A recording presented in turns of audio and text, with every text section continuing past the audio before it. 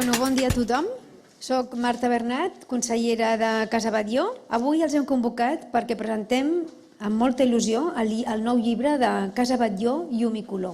Aquest llibre recupera un text del professor Joan Bassegoda, qui va morir fa ja unes setmanes i que li rendeixo el meu homenatge més sincer.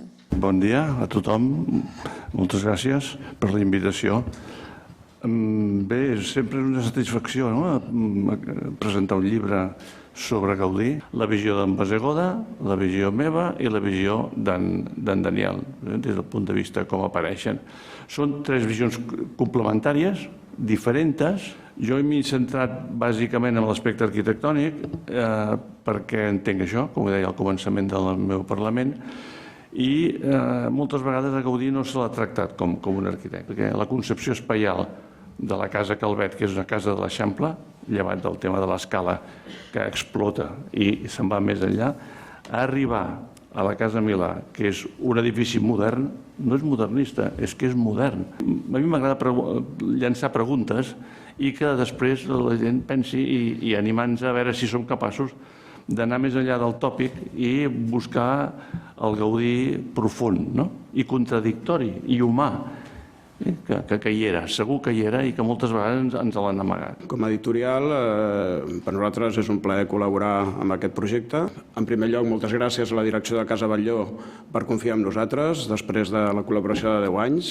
Nosaltres vam fer el primer llibre que es va fer de la casa coincidint amb l'obertura al públic.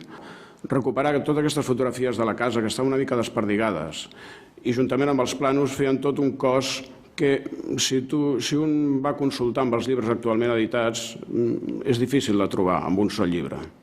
La llum i el color. Com raja la llum? Com baixa la llum d'aquest pati central que Gaudí enjunta dos patis típics de l'Eixample i els unifica? Com fa aquesta coberta gairebé Le Corbusieriana? Com fa aquest passadís de ronda que és ventilació al voltant del que eren els safarejos, els mals endreços, renovació d'aire, ventilació, filtre, etc. Bé, s'ha treballat amb Triangle, que és l'editorial que en quant a fer llibres i en quant a tractament de la imatge jo crec que ha demostrat la seva excel·lència. Hi ha un llibre gran, un llibre típic d'un estudi de la cova, de l'aigua, de la grota, etc., del professor Lahuerta.